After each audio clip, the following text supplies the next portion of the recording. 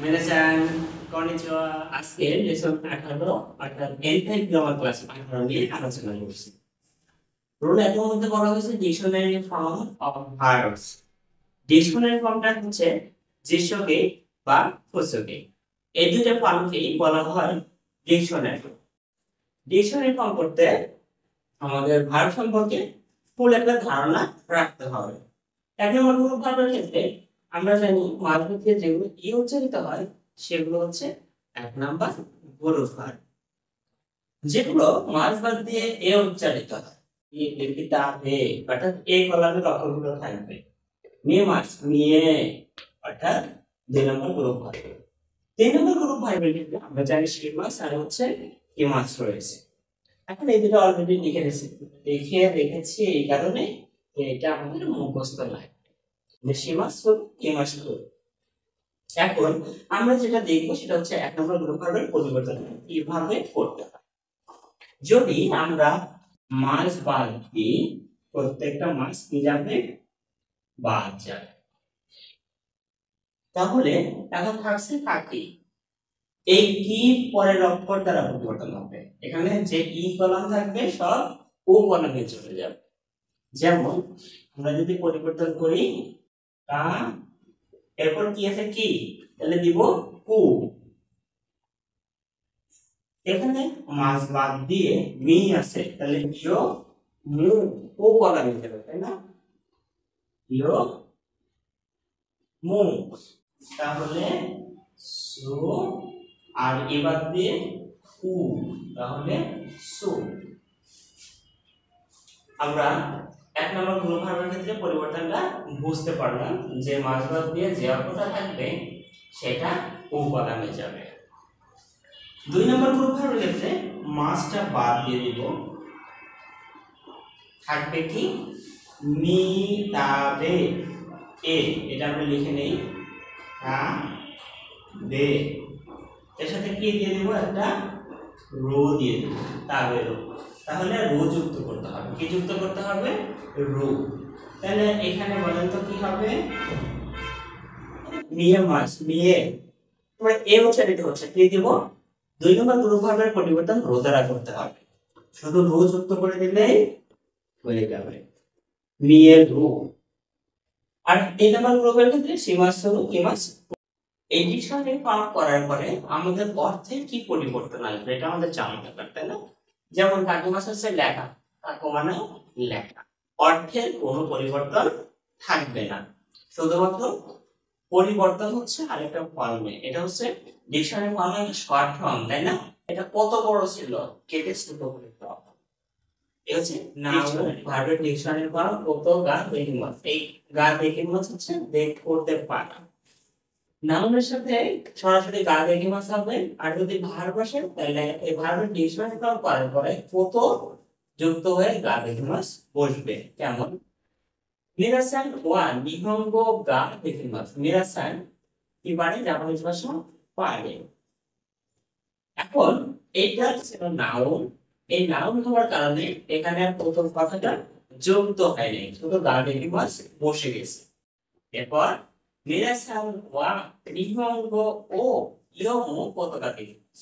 মিরাসান Japanese ভাষা পড়তে পারে। এখন এখানে একটা ভার্ব আছে, আর এইখানে কি ছিল? নাউন ছিল। নাউনের এখানে একটা ও পার্টিকেল যুক্ত হয়েছে, আর ইয়োমো এরপরে কত যুক্ত হয়েছে, কারণ আমরা জানি ভার্ব ডিকশনারি ফর্ম। এদের ইয়োমো এর সাথে কত যুক্ত হলো? গা দেখি মাস। তাহলে মিরাসান জাপানিজ ভাষা পড়তে পারে, আর এটা মিরাসান জাপানিজ ভাষা পারে। আমরা রুলের মধ্যে বলা হয়েছে ওয়াতে ছিল সুমি আবার সব। এই সব বোঝাইতেই কত দেশ দিয়ে সব বোঝানো হয় যদি ভার্ব আসে। আর যদি নাউন আসে, নাউনের সাথে সেই নাউনটা বসাতে দিয়ে দিলেই আমাদের সবটা হয়ে গেল। কেমন? মিরাসান নো সুমিওয়া। এই পর্যন্ত ঠিক আছে জিনিস। সুমিওয়া অন গাকুটা হচ্ছে আমাদের কি নাউন। অন গাকু এর সাথে আর কিছু বসানো হয়নি, কারণ কি নাউনের সাথে কিছু যাবে, শুধু দেশ যাবে। তাহলে আমার সব মিউজিক, আমার সব কি মিউজিক। এখন এখানে যদি আমরা ভার্ব যুক্ত করি তাহলে কিভাবে পরিবর্তনটা হবে?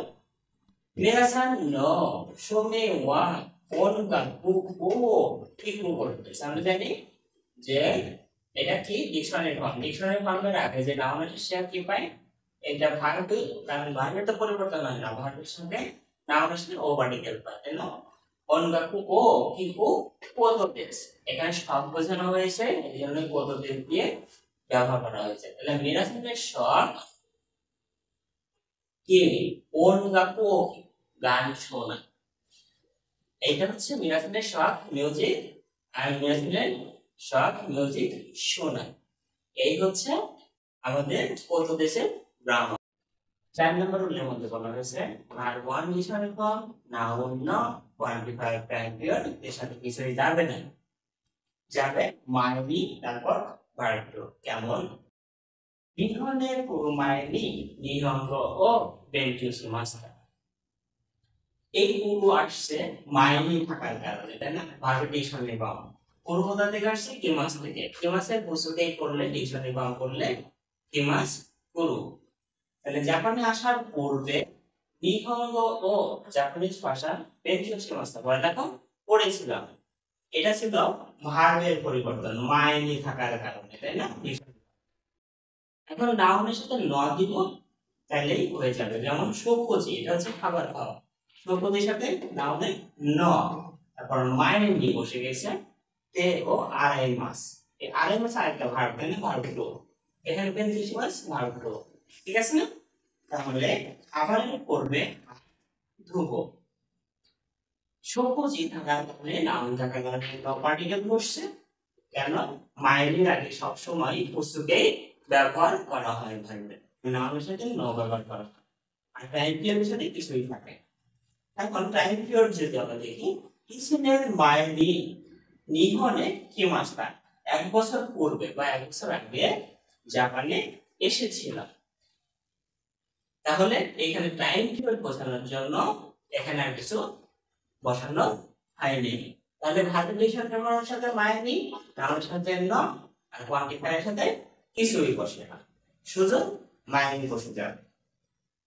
তাহলে আমরা বুঝলাম মাইন্ডের পূর্বে সবসময় ভার্ব ডিকশনারি ফর্ম বসবে, মাইন্ডের পূর্বে নাউনের সাথে ন বসবে, কোয়ান্টিফায়ার টাইম পিরিয়ড হলে কিছু বসবে। আসতে পেরেছিলাম না, সহজে পাস করতে পারছিলাম না, সহজে যে কথাটা করা যায়নি সেই কথাটার জন্য নানা নাকা ব্যবহার করা। যেমন নিপন দেওয়া নাকা নাকা ওমা ও বিল পতাকা ইরিমাসেন, জাপানে সহজে ঘোড়া দেখতে পারবে, জাপানে সহজে ঘোড়া দেখা যায় না, এটার জন্য এই কথাটা ব্যবহার করা হচ্ছে। এরপর রোজগুলোর মধ্যে 6 মধ্যে বলা হচ্ছে যেহি, যেহি হচ্ছে অবশ্যই, যেমন যেহি নিহনে ইকিতাই, অবশ্যই জাপানে যেতে চায়। যেহি তার মানে কি দিয়ে বলেছে? অবশ্যই যেতে এসো। এই জিনিসগুলো বোঝানোর জন্য যেহি, তাহলে যেহি মানে অবশ্যই, নাকা নাকা সহজে। এই ছিল আমাদের এনফাইভ গ্রামার ক্লাস 18 অর্থাৎ লেসন 18 গ্রামার। এই 18 অধ্যায় শেষে আমাদের ঠিক আবার পূর্বের ক্লাসের মতোই 19 নম্বর ক্লাস লেসন 19 নিয়ে আপনাদের সামনে হাজির হচ্ছি। সে নাগাদ সবাই ভালো থাকুন, সুস্থ থাকুন, শুভকামনা। আসসালামু আলাইকুম।